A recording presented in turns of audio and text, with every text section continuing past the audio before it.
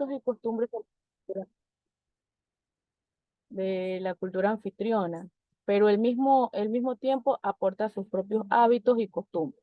Podemos entender a la subcultura como los extranjeros que emigran a otros países. También tenemos los aspectos demográficos. Estos influyen en el estilo de vida, particularmente en lo relacionado a ingreso, edad, situación geográfica.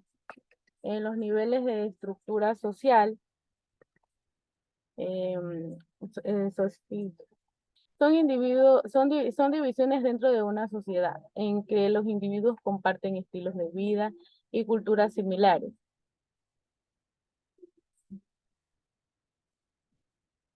Y dentro de los niveles, no, en los niveles socioeconómicos son los que comparten dentro de una sociedad los individuos, sus estilos de vida y las conductas similares. Y en la estructura social tienen como base las características del hogar en el que pertenecen todos sus integrantes para que todos tengan el mismo nivel socioeconómico dentro de la familia. Y dentro de los factores de influencia interna, tenemos lo que es la percepción, el aprendizaje, emociones y sentimientos. La percepción es el estímulo para que los consumidores adquieran un producto. Dentro del aprendizaje, tenemos que se da a través de la memoria, hasta que es considerado un comportamiento aprendido. Es decir, si se recibe un estímulo X y este obtiene siempre la misma reacción, en ese momento podemos decir que existe un aprendizaje. Y en las emociones son las reacciones afectivas espontáneas ante eventos significativos. Y en los sentimientos, componente subjetivo y cognitivo de las emociones. En el siguiente gráfico podemos observar que la conducta de compra hoy en día es de gran cantidad de las decisiones de compra.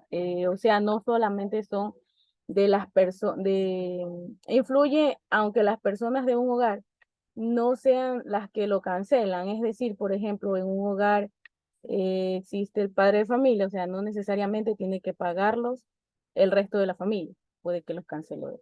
Es decir, que podemos ver cómo en el dominio de la esposa encontramos lo que es ropa para dama, ropa para niños, ollas, sartenes y artículos de tocador. Dentro de la influencia relacionada en los ámbitos del cónyuge, que sería entre los dos, de esposas y esposos, tenemos que son las lámparas, las ollas, los juguetes, los muebles, tanto como para el esposo. Y dentro del esposo tenemos que solamente compraría artículos de ferretería.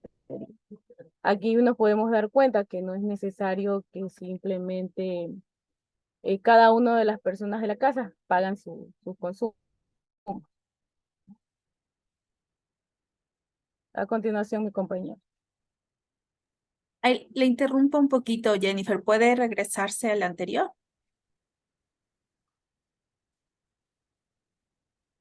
Ya. Allí un poquito para ampliar la explicación. Este es un gráfico de X y, ¿no? En la parte del dominio de las X podemos ver ahí en la parte de arriba que dice 0 al 100%. ¿Qué es lo que dice? Porcentaje de familias que reportan decisión conjunta. Esto de decisión conjunta es padre, madre o padre, madre e hijos. Entonces acá, mientras esté al lado de acá, al lado izquierdo, significa que es menor la decisión conjunta. Y mientras más se acerque al del 100%, significa que es mayor. Entonces, ¿qué es lo que podemos ver acá? Vemos que, por ejemplo, dice que de dominio exclusivamente de la esposa está su ropa, la ropa para niños, ollas, sartenes comestibles. ¿Qué quiere decir? Que este dominio únicamente de la esposa hasta alrededor acá podríamos decir un 40% puede decir que es factores comunes, es decir, de las familias reportadas, un 40% de familias dice que los artículos de tocador lo hacen adquisiciones en forma conjunta. Vamos acá, influencia relativa de ambos cónyuges. ¿Qué dice? Joyas, la parte de joyas, ropa casual, ropa de negocios para caballero, equipo para deportes, juguetes y juegos, maletas, pinturas. Entonces es lo mismo acá. Entonces dice que las joyas para la dama, en su mayoría, las adquiere ella sin hacer ninguna consulta, a pesar de que ya estando acá en este gráfico de influencia de ambos cónyuges, empieza a tener un poco de influencia, pero no es mayor, porque podríamos pensar acá, de acuerdo a lo que está el gráfico, alrededor del 20% las joyas lo hacen de común acuerdo, o si no, la mujer se la compra sola. Y mientras más se acerca al 100%, es en conjunto. ¿Qué es lo que significa acá? Todo lo que es línea blanca, refrigeradores, vacaciones, muebles, el automóvil familiar, la televisión, son artículos de decisión conjunta. ¿Por qué nos interesa esto en la parte de mercadotecnia? Porque así sabemos hacia quién llegar, así sabemos hacia quién vamos a enviar el mensaje. Por eso es que cuando vemos nosotros propagandas de vacaciones, siempre sale las vacaciones perfectas, ¿no? La mamá, el papá descansando, los hijos jugando. ¿Por qué? Porque es de decisión conjunta. Pero si vemos una joya para dama, vemos a la mujer sola que se la ve así muy guapa y con su joya. Entonces, por eso es que necesitamos saber esto, esta parte de los gráficos. ¿Cuánto es de decisión conjunta y cuánto es de decisión específica acá? Y como muy bien lo dijo Jennifer, sucede que el dominio del esposo es la parte de artículos de ferretería. Entonces ahí no tengo que llegar a nadie más que hacia el esposo. No sé si ahora todavía se pueda mantener esto. Recuerden que este libro todavía es de una década atrás, porque ahora pues ya hay más acciones, más incidencia de la mujer en acciones que incluso son parte del hombre que eran en común, ¿no? Entonces quizá esto también sea un poco ya se pueda actualizar, pero eso es lo que quiere decir este gráfico. Entonces, mientras más vemos, nos acercamos al 100%, vemos aquí en la punta de la pirámide casi no hay nada, ¿no? O sea, no hay algo que sea de decisión absoluta en conjunto de la pareja, sino más bien vemos acá entre un 70-80%, vemos que todo lo que es de hogar es de decisión en conjunto, absolutamente todo lo que es de hogar. Y mientras más se acerca al lado izquierdo, vemos que más es decisión de la esposa, generalmente, que es la que predomina aquí las decisiones. Eso sería. Gracias, Jennifer. Continúe, por favor. Las clases sociales. En esta imagen nos habla donde tenemos la clase alta, la clase media y la clase baja. En la clase alta se podría decir que es donde los individuos tienen mayores ingresos. En la clase media, en esta las personas generan, está compuesta por individuos con ingresos medios, y en la clase baja, de la misma forma, son personas con ingresos bajos. A continuación, mi compañera Yarin. Bueno, a mí me tocó el grupo de referencia disociativo. En los boomers encontramos durante las décadas de los 70 y 80, se incorporaron a las actividades productivas para definir el concepto de éxito personal. En la generación X, esta generación en forma notable la individualidad, por lo que no responden a estímulos de estatus a partir de la gran cantidad de marcas conocidas. En la generación Y o millennials, se trata de una generación muy preparada tecnológicamente. Los niños hoy son capaces de navegar por Internet al mismo tiempo.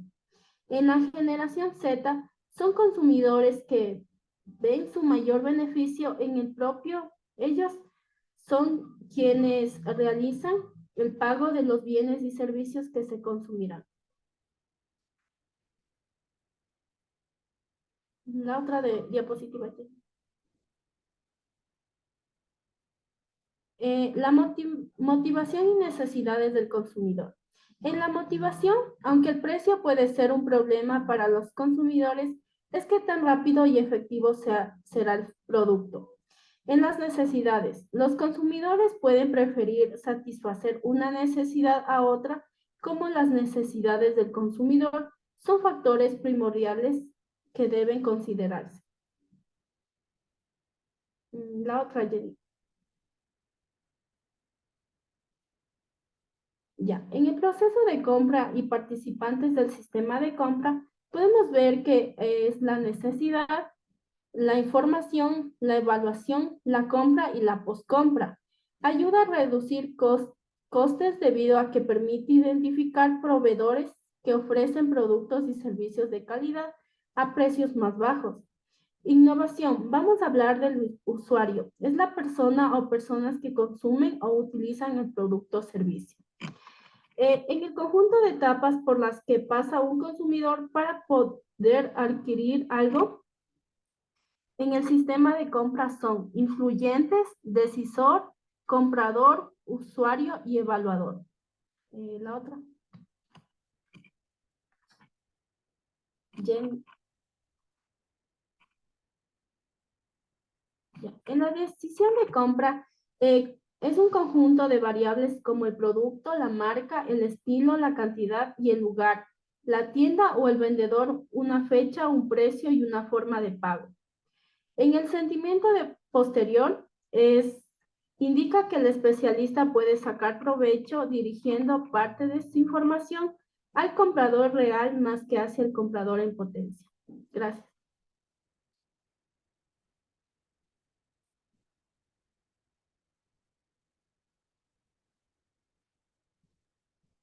Ok, muchas gracias, Yarina.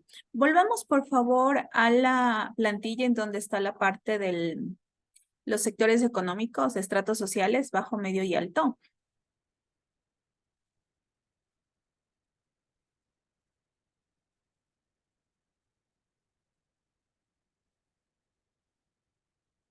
Ya.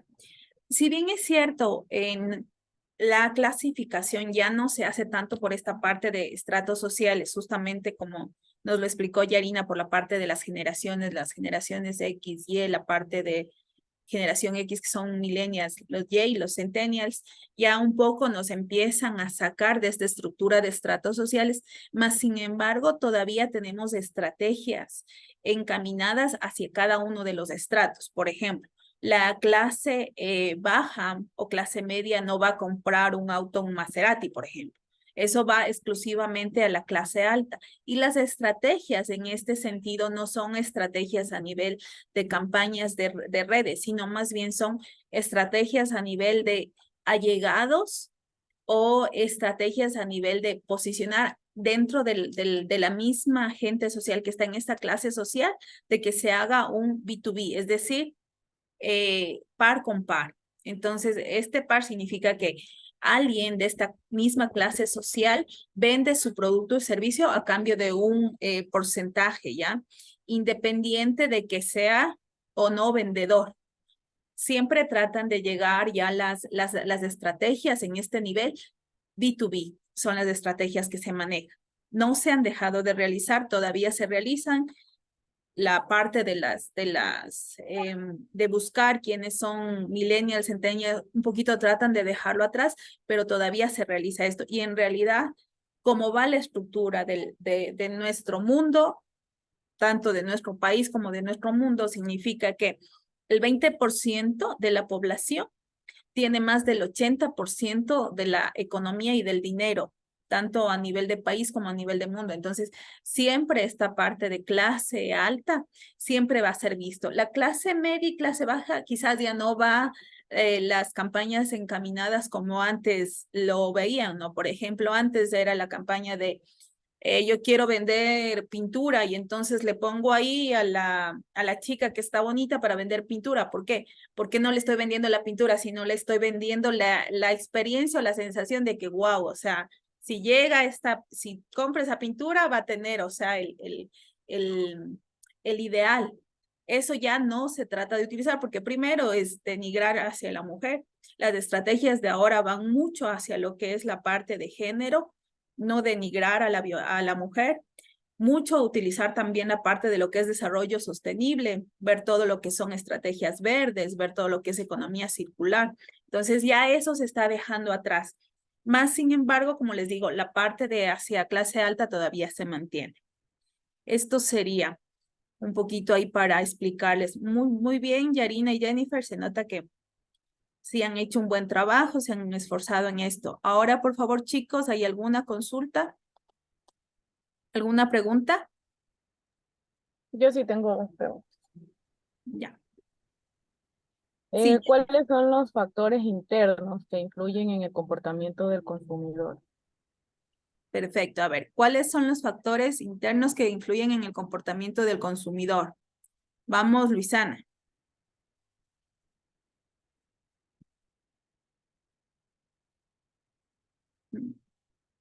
¿No está Luisana? Vamos. Sí, aquí estoy, pero Ya, perfecto. estoy con el internet bajo. ¿Me puede repetir, por favor? ¿Cuáles son los factores internos que influyen en el comportamiento del consumidor? Mm, Me parece que eran los gustos, las necesidades del consumidor. ¿Ok? Jennifer.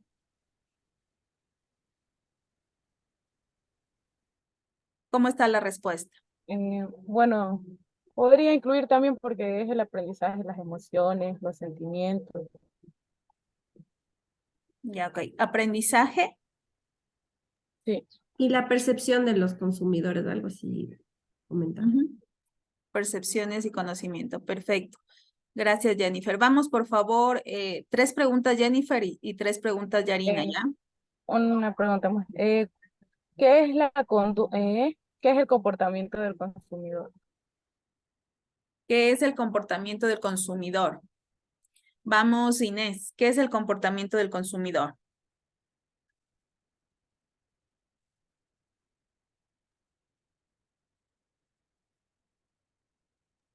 Bueno, según lo que entendí, ¿cómo es?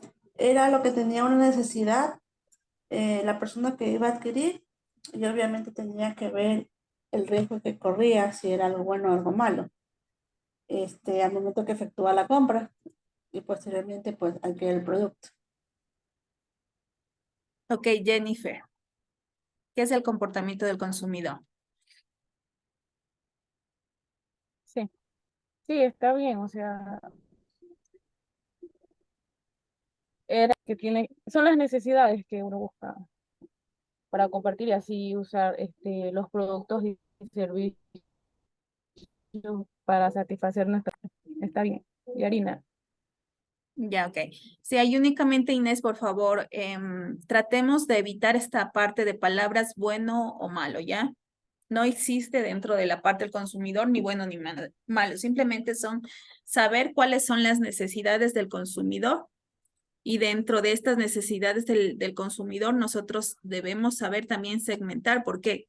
No para el consumidor, sino porque para nosotros nos conviene saber segmentar esta parte de necesidades para saber cómo llegar a cada uno de los segmentos.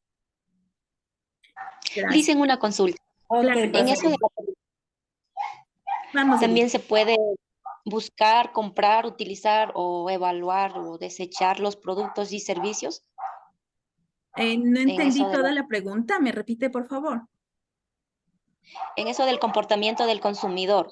Digo, también podría ser que el consumidor busca, compra, utiliza, evalúa y desecha los productos y servicios.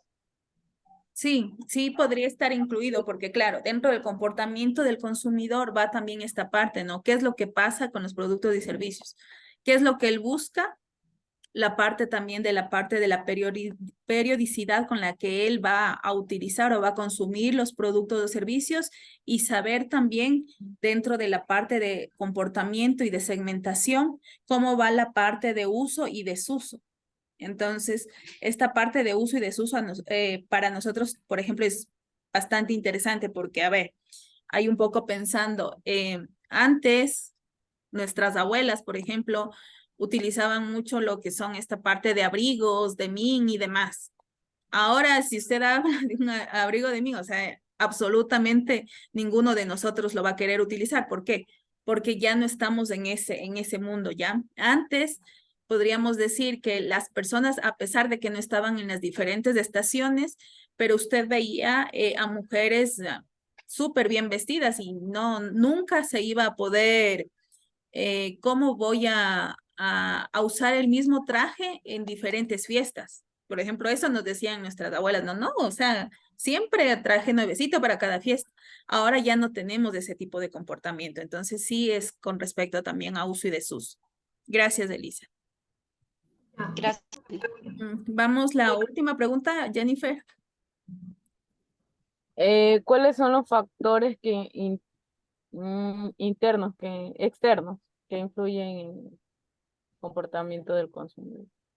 Ya vamos hacia factores externos del comportamiento del consumidor. Fabricio.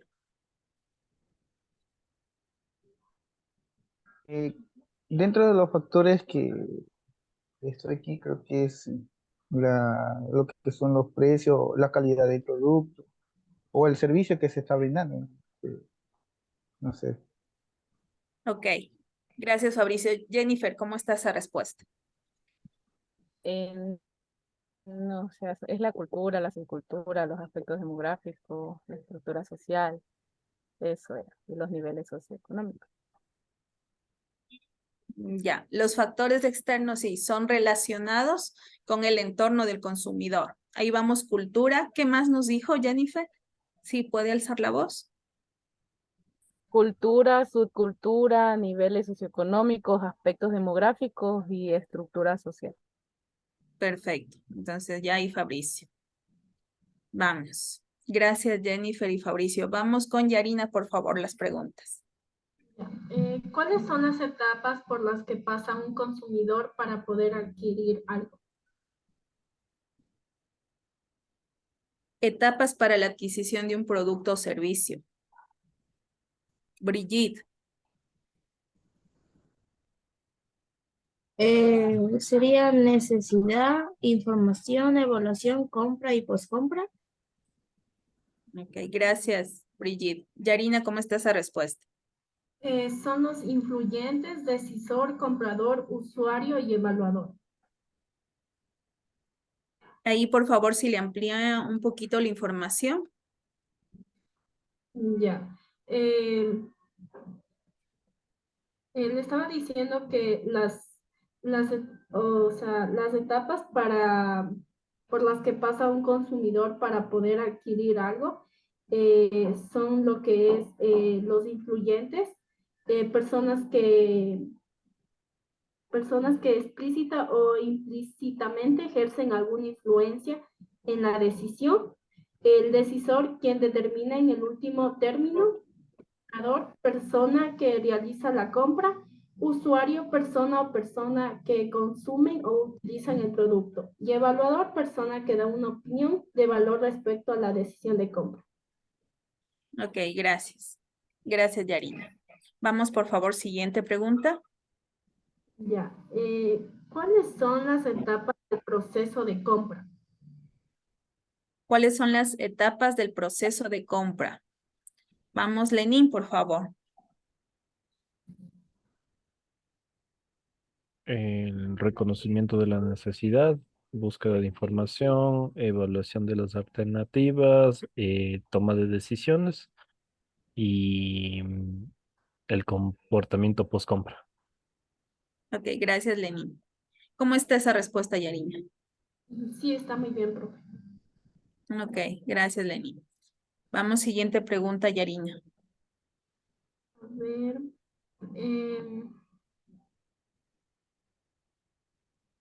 ¿Qué es la motivación? ¿Qué es la Motivación. motivación? ¿Motivación de compra? Sí, la motivación del consumidor. Del consumidor. Perfecto. ¿Qué es la motivación del consumidor? Roxana.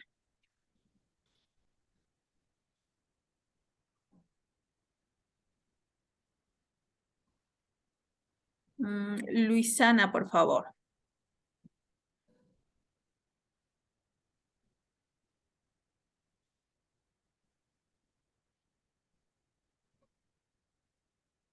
Vamos, Inés. No Dígame, recuerdo. profe. Luisana, ¿qué es la motivación del consumidor?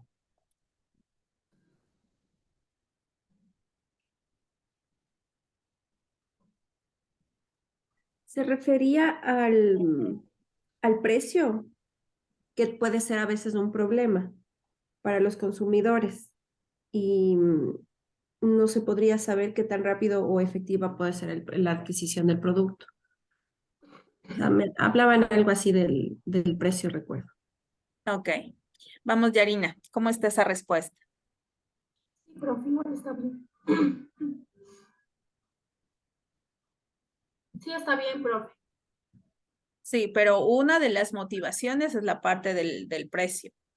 Sí, aunque el precio puede ser un problema para los consumidores, es que tan rápido y efectivo será el producto. Ujú. La otra es la rapidez. La otra es la parte, ¿cuáles son la toma de decisión? Ok, gracias, Yarina. Vamos a otra pregunta. Ya son las 3. Otra vez. A ver. Mm,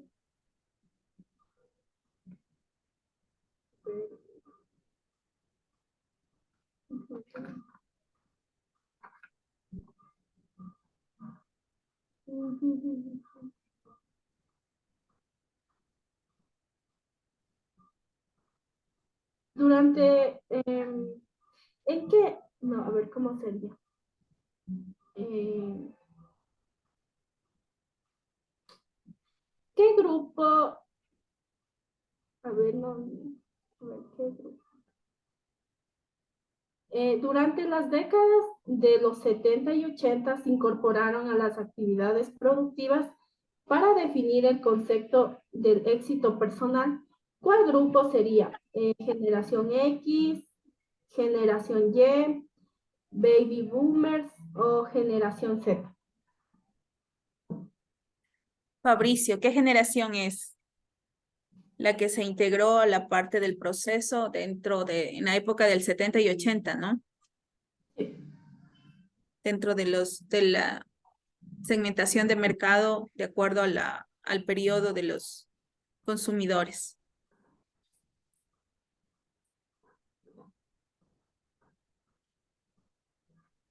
Recordando que hay los baby boomers, generación X, o millennials, generación Y, la última generación que estamos viviendo, que es la de los centennials. De los boomers, creo que 70, ¿no? Ujú. Baby boomers. Ok, Baby, Yarina, ¿cómo está esa respuesta? Sí, profe, está muy bien los baby boomers. Ya, amplíanos, por favor, ¿qué pasaba con esta generación de los baby boomers? Eh, en la década de los 70 y 80 ellos se incorporaron a las actividades productivas para definir el concepto de éxito personal.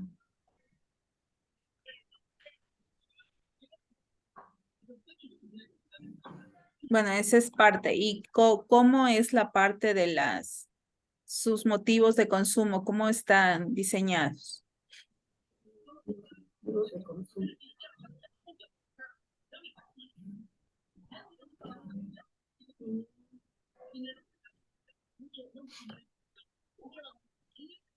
Se estableció las bases con una nueva sociedad,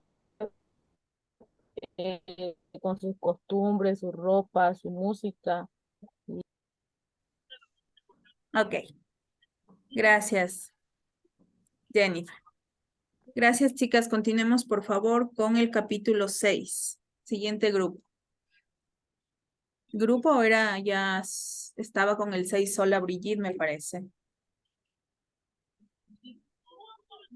No, yo ya di que di con Lisandro.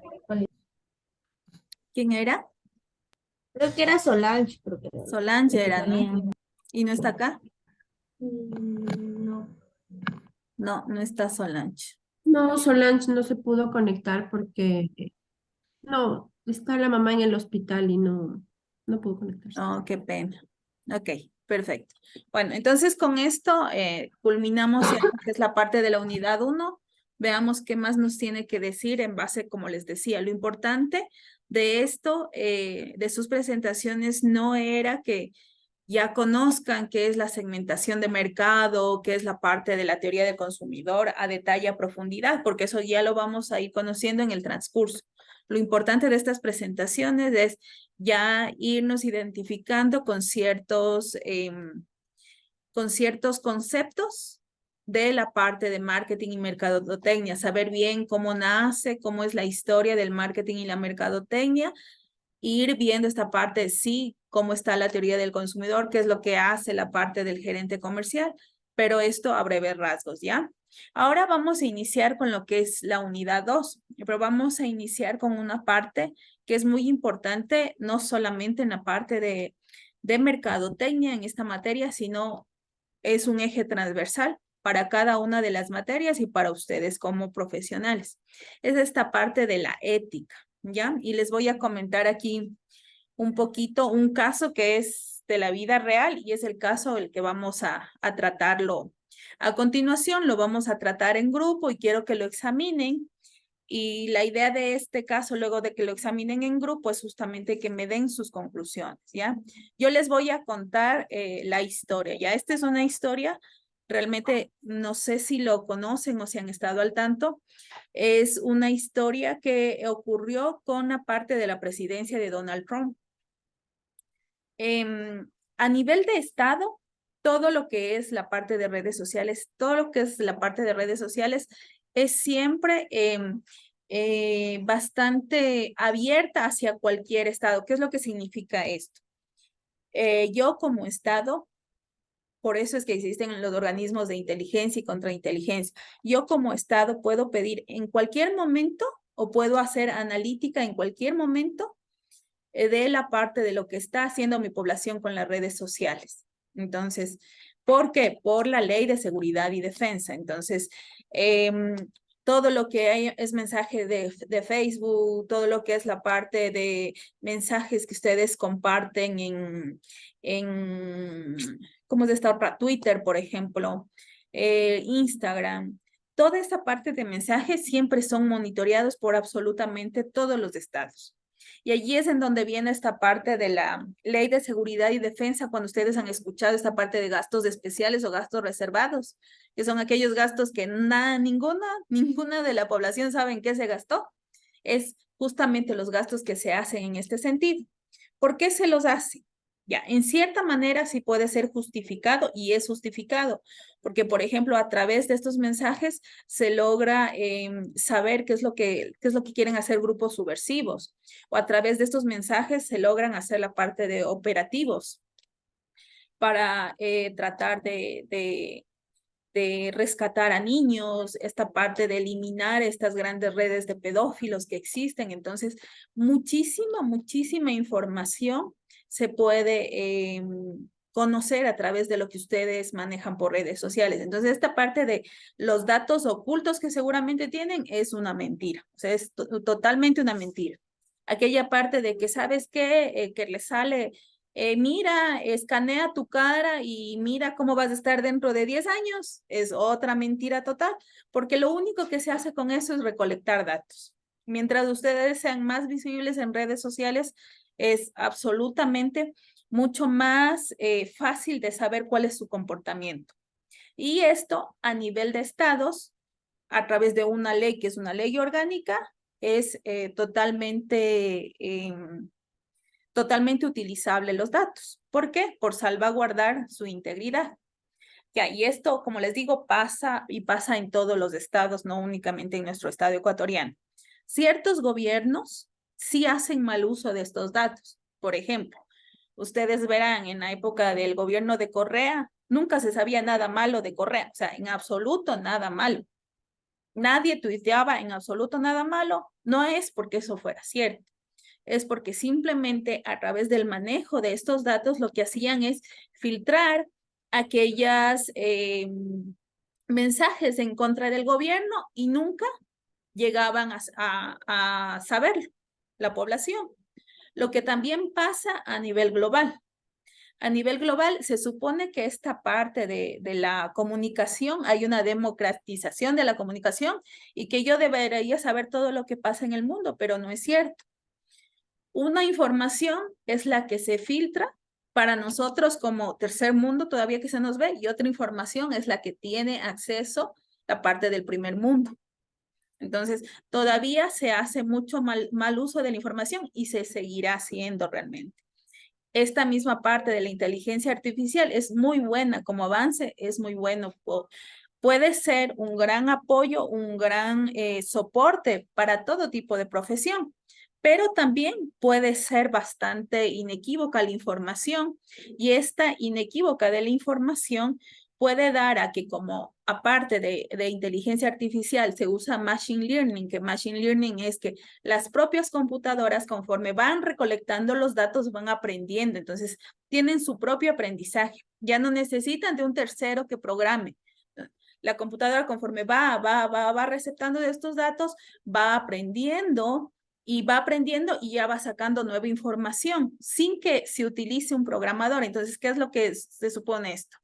Yo tengo una información, por decirles, en investigación, nosotros sacamos mucho lo que es estados del arte, es decir, yo quiero saber qué es lo que pasa ahora no sé, ¿en qué será? ¿Qué es lo que está pasando ahora en el mundo del aprendizaje online de la educación? Entonces, para sacar ese aprendizaje online de la educación, yo como investigadora voy, visito las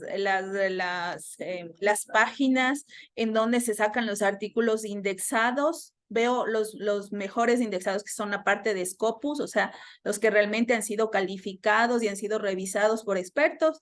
Eso cojo y consolido la información y sistematizo. Entonces, esto que yo hago como investigadora ya me puede ayudar una parte de la inteligencia artificial. Pero esta parte de la inteligencia artificial, si coge los datos, todo lo que está en el Internet, que pueden ser buenos o malos, ya no sería malo, sino datos reales, verificados o no verificados, entonces supone que él hace, consolida y me da. Pero la información que me va a dar esta inteligencia artificial va a ser errada, porque él no sabe qué datos son de expertos y cuáles no. Él simplemente coge información de toda la parte de Internet. Entonces, mucho de esto puede causar desinformación, y es lo que va a ocurrir. Si no sabemos utilizar bien esta nueva tecnología, va a ocurrir que seamos muy desinformados. Ya. Entonces, esto, como les decía, es en la parte de la parte de seguridad y defensa, cómo se utilizan los datos y cómo realmente los datos son públicos. Así es que así usted ponga, no quiero que utilicen, eso se utiliza. En el momento en que usted entró a la parte de redes sociales, los datos son totalmente públicos. Y no es únicamente lo que usted publica, porque tras lo que se publica, hay mucho también de la parte de programas y demás. Entonces, yo puedo saber, con la parte de que ustedes publican, hago una parte que se llama redes. Entonces, sé que Inés es amiga de Elizabeth y el esposo de Elizabeth trabaja en tal parte. Entonces, se crea toda una red y podemos saber qué es lo que está pasando a nivel de comunidad. Entonces, es bastante importante la parte de datos, cómo se utilizan. Por eso es que todo mundo que le dice, no, este software es libre, es gratis, es mentira, porque todo el mundo está atrás de lo que usted hace. ¿Ya? Y esto, como les digo, si hay una ley de seguridad y defensa y decimos que es público, está bien. Esto no ocurrió con la parte de Donald Trump. En la campaña de Donald Trump, antes de esta campaña había una empresa que se llama Data Analytica. Esta empresa es una empresa inglesa. Los ingleses son como que los padres del espionaje. Y esta empresa inglesa lo que hacía es recolectar todos los datos de todo lado, pero aparte recolectaba también de Facebook, de Twitter y demás los datos. ¿Cómo? Porque iba a Facebook y le compraba. Siempre, si ustedes ven, cuando ya vayamos a ver esta parte de redes sociales, los datos son abiertos para todos, y si usted paga un valor, puede segmentar el mercado de personas que tienen hijos, que tienen 2 hijos, que están de entre 30 a 50 años, que son divorciados, que son casados, o sea, todo eso se va segmentando y todo eso vende Facebook. Ellos compraban absolutamente todos estos datos, y aparte tenían dentro de su equipo científicos, dentro de su equipo psicólogos, dentro del equipo de neurocientíficos también. Entonces, un equipo bastante grande, aparte de estadistas y demás. ¿Qué es lo que hicieron ellos? Ellos filtraban los datos, y como sabían el comportamiento de cada usuario, lo que hacían es mandar la publicidad de lo que ese usuario quiere oír. Y así como en nuestro país también hay bastante sectarismo, mucho más en Estados Unidos. Entonces, dentro de esta parte teníamos estos arios que en absoluto no quieren saber lo que es la parte de migrantes. Entonces le mandaba, Donald Trump, conforme como tú quieres, porque está contigo, va a hacer esta parte de recuerdan el mural, para que no pasen, el muro para que no pasen los migrantes. Y ese mensaje les llegaba, vota por Donald Trump. Entonces iba hacia el migrante, como sabía que el migrante es este migrante el que quiere otra cosa, entonces le decía, Donald Trump te va a dar trabajo y va a apoyar para que en ese tiempo había una ley, no recuerdo el nombre, pero era una ley justamente para que se logre regular a los migrantes que estaban hasta el año 2000 y va a apoyar para la migración. Y ese mensaje mandaban a los migrantes. Y así iban mandando a cada uno de los, segmentando los mercados. Mandaban el mensaje de lo que esa persona quería oír. Fue tanto así, por eso es que fue tanta esta tergiversación de los datos.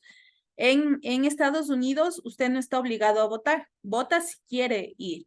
Pero claro, todo el mundo estaba ya tanto con estas campañas que llegaban y que llegaban hacia lo que la persona quería oír. Entonces fue y por eso ganó Donald Trump.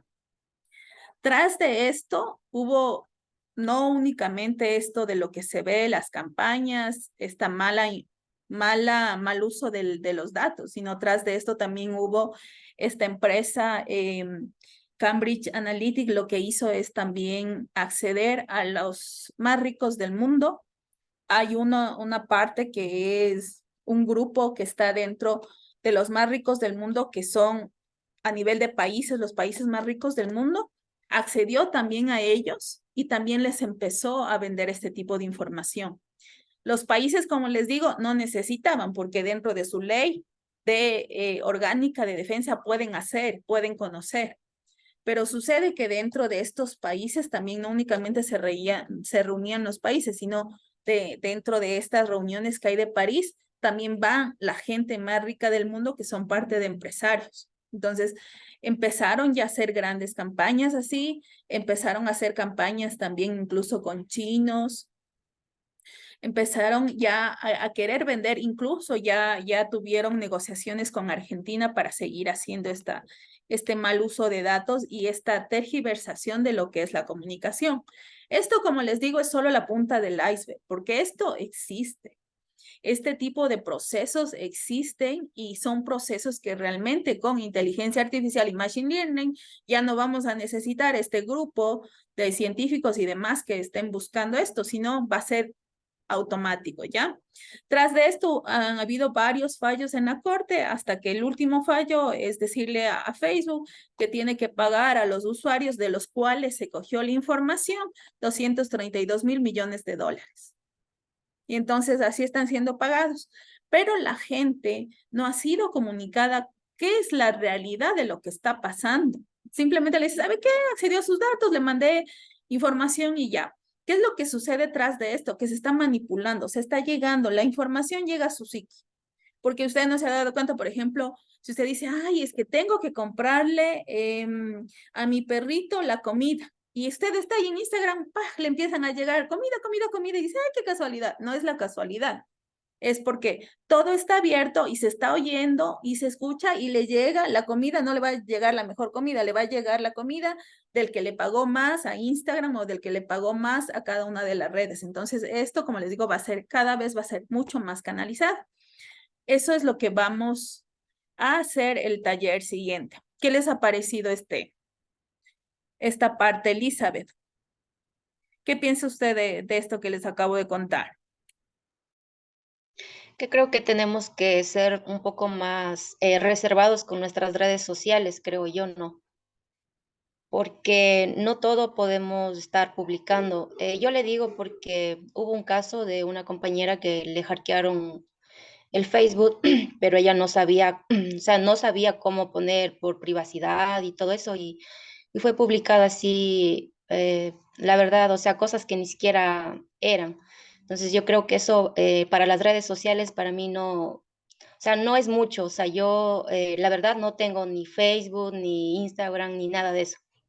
O sea, lo que utilizo yo es el WhatsApp y el TikTok así para ver, pero son cosas de trabajo y todo eso que son, nos hicieron ingresar igual por temas de trabajo, eso del TikTok, porque nosotros tenemos que mandar a veces las promociones, todo eso, entonces por eso nos hicieron ingresar ahí. De ahí yo no tengo redes sociales.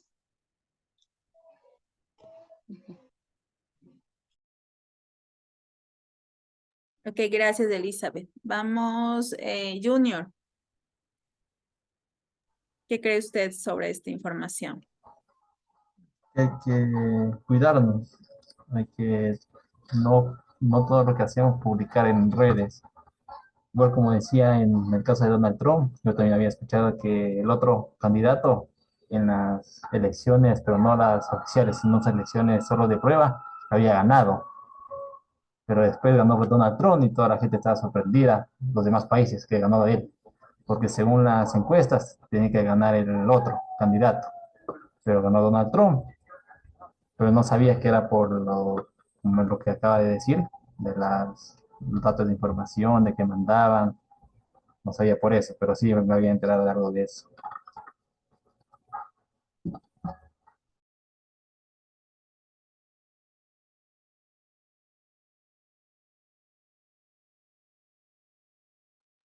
Profe, no se le escucha.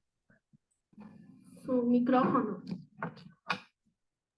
Ok, disculpas. A ver, entonces lo que vamos a hacer es un taller de discusión respecto a este proceso. Vamos a ingresar a Google Académico y dentro de Google Académico vamos a poner el escándalo Cambridge Analytics. Sí están viendo la pantalla, ¿no? Entonces dentro del escándalo Cambridge Analytics está la parte de la desprotección de los datos personales, está la información que se ha creado al respecto de esto, que es información que ha sido revisada.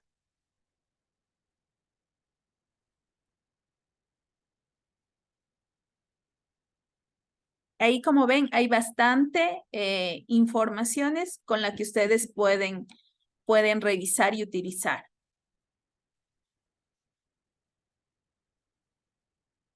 Ya, ahora lo que quisiera es, por favor, que formemos 3 grupos. Y dentro de esos 3 grupos, ustedes cualquiera de estos pueden utilizar, porque cualquiera de estos documentos les va a dar un resumen de lo que yo les he dicho. Pero vamos a tener 3 posiciones de estos grupos, ¿ya?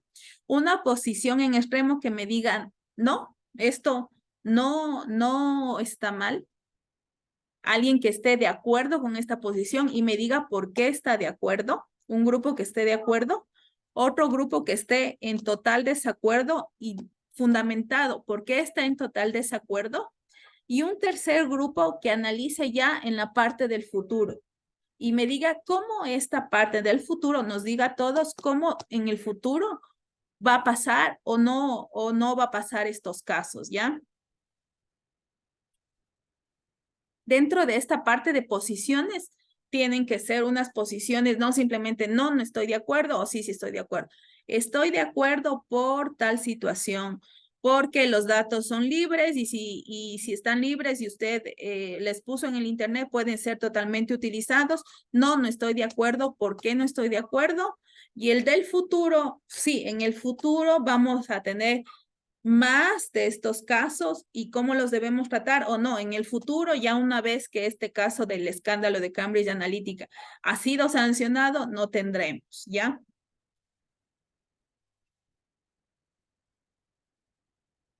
No sé si se entendió.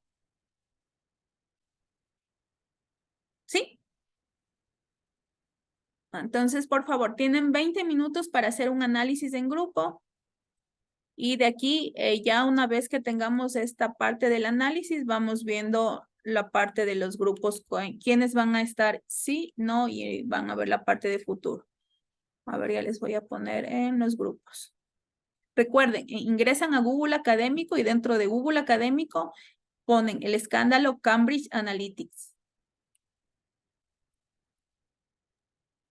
Profe, ¿usted crea los grupos o nosotros los creamos? Ya les voy a crear. Vamos ahora sí, sorteemos a ver cómo van los grupos.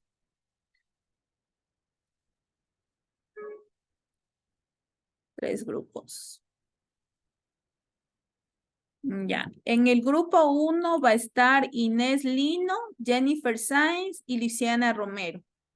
El grupo 1 va a estar a favor de lo que ha pasado, es decir, el a favor, es decir, yo estoy de acuerdo en que se utilicen los datos y se hagan los procesos de tal manera. Ya ese de yo estoy de acuerdo, ustedes van definiendo en qué están de acuerdo.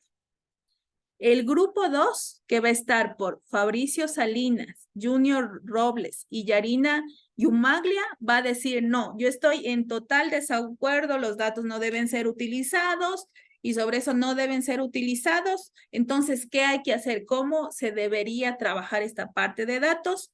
Y el grupo 3, compuesto por Brigitte Franco, Elizabeth González y Lenín Rivera, van a revisar lo que es la parte de futuro y van a decir, ok, sobre lo que hemos leído, creemos que en el futuro esto va a tener mayor incidencia y si va a tener mayor incidencia, de esta manera como usuario, como consumidor, yo me debería cuidar de que no me pase, de que no sea manipulado o en el futuro voy a tener menos de estas complicaciones y entonces debo actuar de tal manera, ¿ya? Entonces, esta parte del Room 3 que habla del futuro se llaman los futurólogos, que es muy, muy, muy utilizado también en la parte de mercados, ¿ya? Entonces, vamos a tener esas posiciones. A favor, en contra y futurólogos. ¿Se ha entendido? Sí, estamos todos bien. Entonces, entremos, por favor. Son las 11:50. Nos vemos a las 12. Bueno, hasta que lean, creo que sí se van a demorar un poquito. Ya son las 12. Nos vemos, por favor, a las 12:30, ¿ya? Para que puedan leer y no tienen que hacer una presentación, nada. Simplemente, como les digo, es cuál es su posición y cada uno de los integrantes dice el porqué de la posición súper fundamentada en base a las lecturas que están haciendo, ¿ya? Ok, chicos, vamos.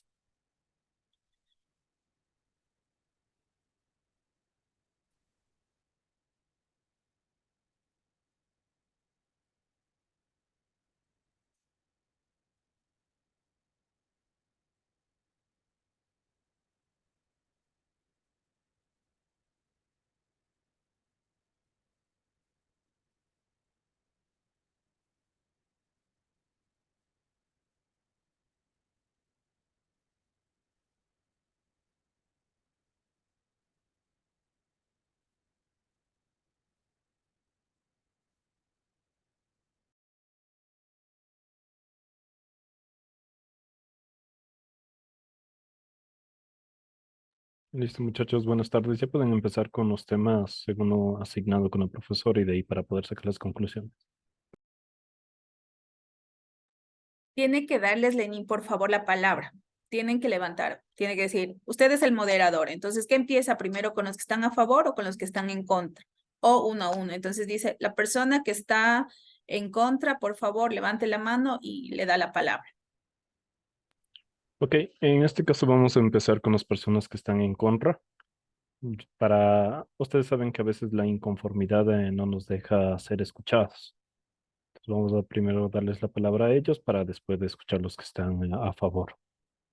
Comiencen, por favor. Buenas tardes, compañeros. Soy la persona que está en contra de que los datos que prácticamente están en nuestra plataforma.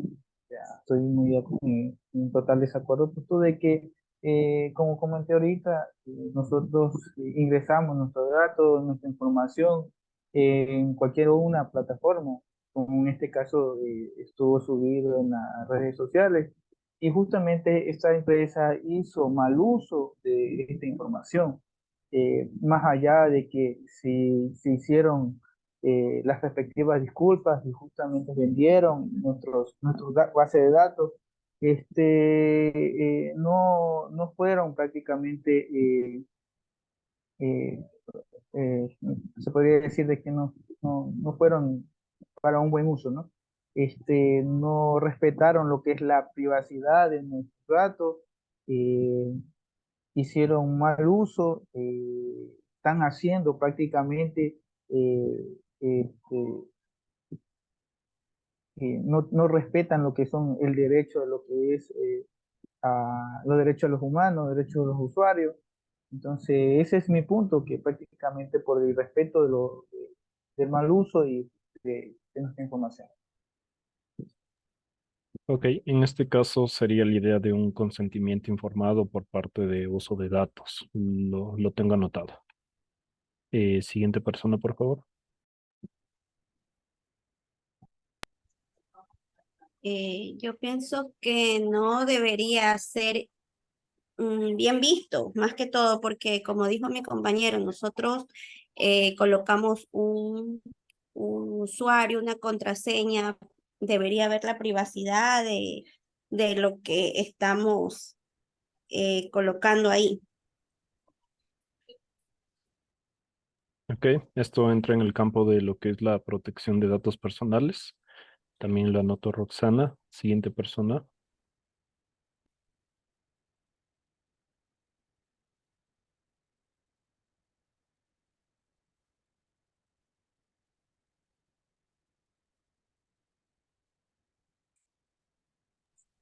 Si tienen alguna idea, alguna inquietud sobre el tema de esto de... Recuerden que estamos en una era en que está trascendiendo el tema de base de datos y últimamente también en Ecuador se impuso una ley de protección de datos personales. Si alguien quiere hacer algún comentario, está en contra de la filtración de sus datos, lo pueden hacer. Es una mesa abierta.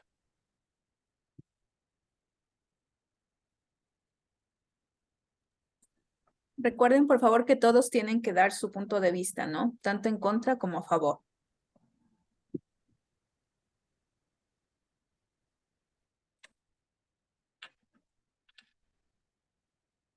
No hay nadie más. Supongo que empiezan con los de a favor.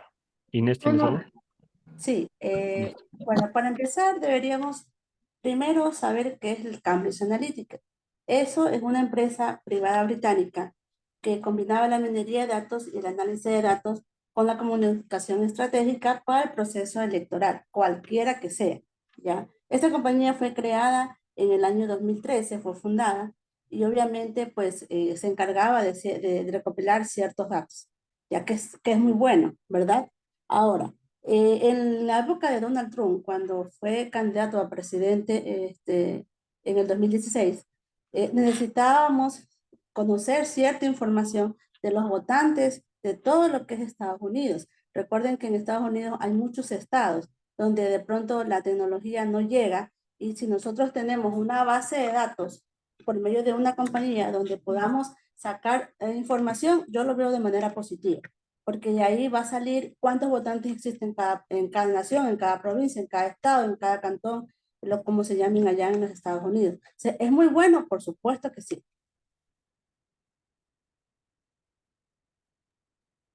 Adicional a lo que dice mi compañera, también estoy de acuerdo, ya que Cambridge Analytica buscó una manera de saber las necesidades de las personas que estaban analizando y hacerlo de esta manera, saber qué era lo que querían, pues también lo veo como algo positivo para lo que es campañas electorales. Y aparte, cada uno es libre de llenar en redes sociales lo que uno ve. Si uno ve un link para llenar y saber y consultar algo, uno es libre y da link y da clic ahí y cada uno sabe lo que está llenando. Entonces, tampoco lo veo como algo malo, sino como una estrategia de saber las necesidades y que tenían los posibles votantes. Ok, gracias. ¿Una persona tiene un comentario adicional? Bueno, tomándolo ese lado de punto de vista, está bien, pero el detalle está que no hubo el consentimiento, en este caso, de lo que son todos los usuarios.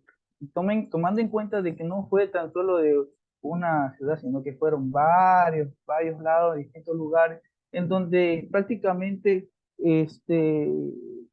no, no respetaron la privacidad. sino que simplemente hicieron uso de esta información, esta base de datos. Ok, Bueno, yo sigue. tengo mi opinión a favor, ya que los datos no fueron usados como para algo malo, sino que lo usaron para poder así entender las necesidades de las personas y de esa manera lograr llegar más al pueblo, a la comunidad. Entonces, de esa manera lo usaron en algo positivo para así poder tener una mejor campaña.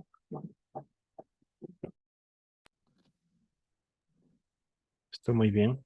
¿Puedo dar mi punto de vista? Oye, madre. ¿Puedo yo? Sí, ahora Sí, vamos claro. por favor a los futurólogos. Los futurólogos son los que primero van concluyendo en base a lo que ellos revisaron y a lo que la información que nos dan en contra y a favor. Y de allí, por favor, finaliza con su punto de vista el moderador. Gracias. Ok, démosle la última palabra a Junior. Nos quiere hacer un comentario de ahí para que comience Elizabeth y Brigitte, ya que somos los futurólogos. Voy a decir es que, aparte del consentimiento que se debe hacer a cada una de las personas que se filtra la información de ellos, se debe ver con qué fin se utiliza la información. Ya como nos decía en las elecciones de 2016 de Estados Unidos, la información fue utilizada para debilitar a los demás candidatos. Y es algo imparcial. Yo pienso que estoy en contra de la filtración, pero depende de qué se vaya a usar, en qué sentido. Porque hay sentidos buenos, como decía, en cuántas personas hay, qué población, es bueno, pero para degrinar a las personas, para ser como, para hacer algo imparcial, para que otros ganen, para que otros ganen, otros pierdan, es algo malo. Y también nos decía que Facebook decía que estaba enterada, pero se hacía como que no sabía nada, que el fundador, Mark Zuckerberg, cogió o sea, hizo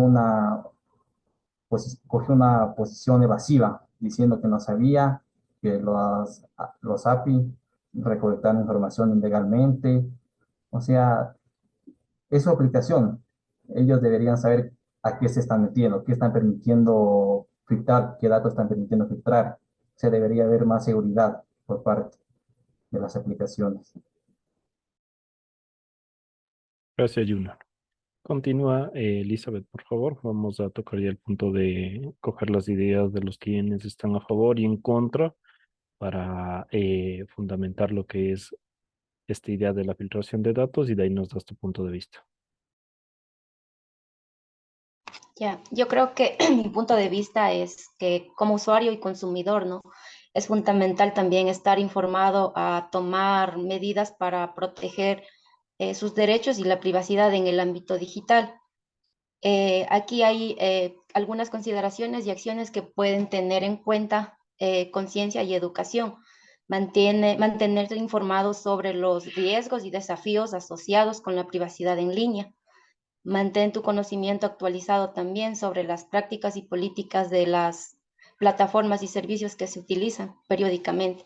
Entonces, eso quiere decir que a veces por A o B hay muchas redes sociales que sí son buenas para investigaciones, para proyectos, todo eso, pero también no las sabemos cómo usarlas, ¿no? O sea, nosotros nos creamos un Facebook por crearnos y ya, y sin poner las medidas de protección, de privacidad y todo eso que quién puede generar con esto ahora de los hackeos que hay.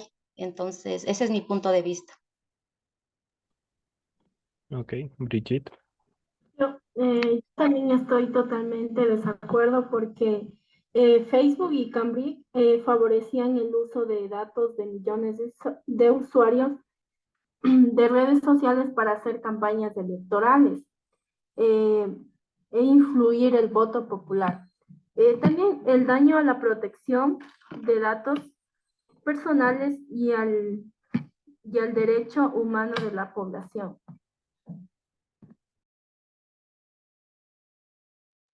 Gracias, Jerry.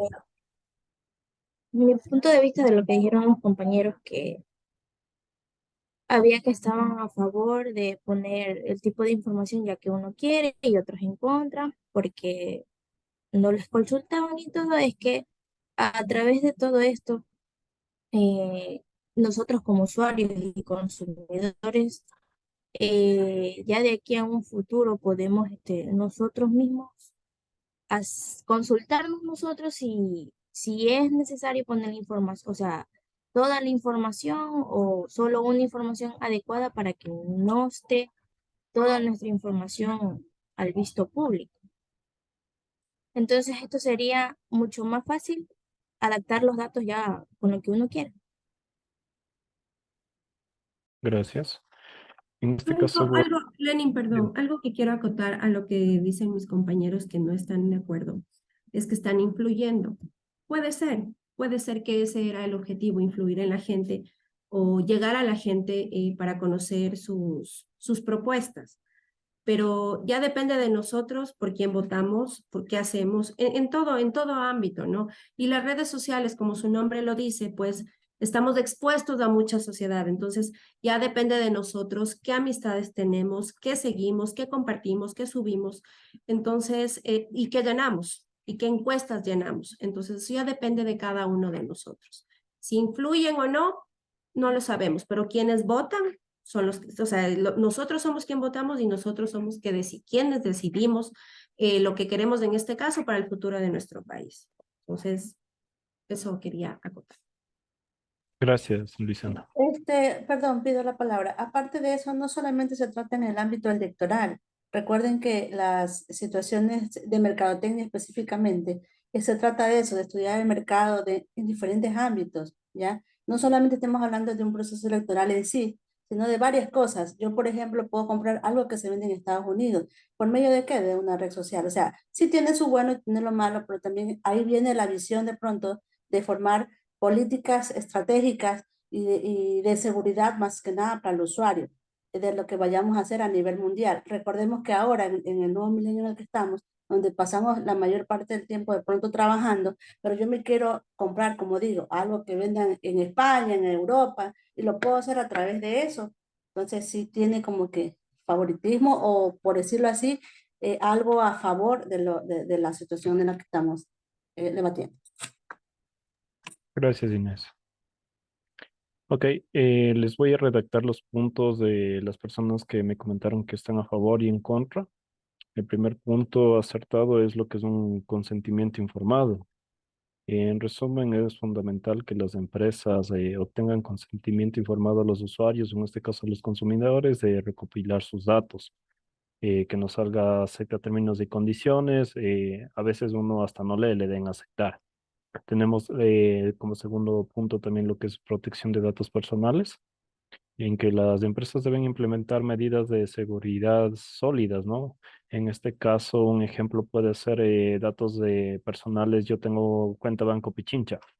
Ok, ustedes sabrán que hace algunos años hubo una filtración igualmente de datos que tuvo un ataque el banco por falta de seguridad y se filtraron. Sería el segundo punto, protección de datos personales. El tercer punto también de las personas que están a favor y en contra se dio en el tema de transparencia y control.